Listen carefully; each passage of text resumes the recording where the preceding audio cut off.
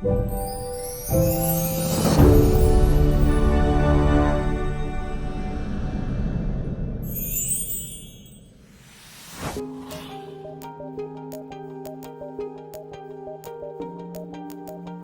that's fine. Tuesday. Oh. 11 o'clock.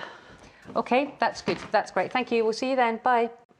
Hello, can I help you? Yes, actually, I'm very glad to be helped. I've been trying to get through to you for 3 days now. Well, I've rung at least once a day every 3 days, and I just can't get through. Nobody answers the phone, or someone says they'll ring me back and they don't ring me back. And my cat has been vomiting, and off her food, Smiggles, has been really not like her normal self. I've been very worried, and I just haven't been able to get what I need from this clinic. Right. Okay, you know, and I don't know if you, Denise, yeah, I think it was you actually. You said you'd ring me back and you didn't. Oh. You know, and I don't know what I'm supposed to do, you know, so I thought I'm just going to come in and you're going to get me an appointment, right, you know, now. Obviously, you're really upset because you've been hanging out all this time, 3 days, you've been phoning us. Smiggles, I'll just put you down, darling.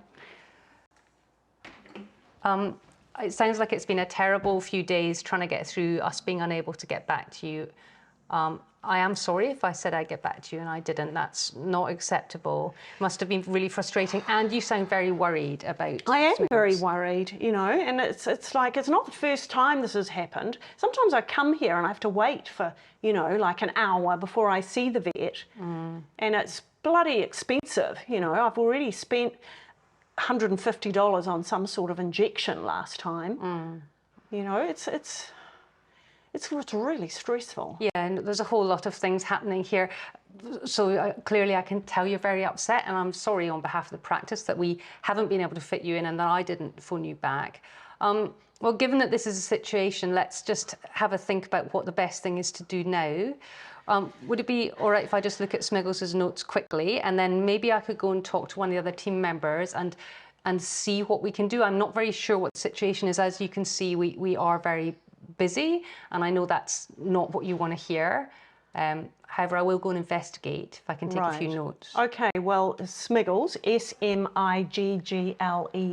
Okay, thank you. Well, let's have a think about how that went in those characters. So let's hear from you first. You're looking a lot more pleasant now than you were a minute ago. Well, it's as often the way. If someone is being calm and empathic and listening properly and letting me vent, it's very hard to stay angry. And, you know, Fiona in that character, which could have been a receptionist or it could have been a vet nurse or, you know, anyone from the team really, you know, was just listening, letting me vent, because I really needed to vent. That's often the thing when you're angry. So the first part with anger is managing my own response to it. I wasn't expecting that. It's been a hassly day. I'm very busy. It's the last thing I needed. She sort of fired quite a lot of information at me that I wasn't very sure what had happened. I actually couldn't remember her animal.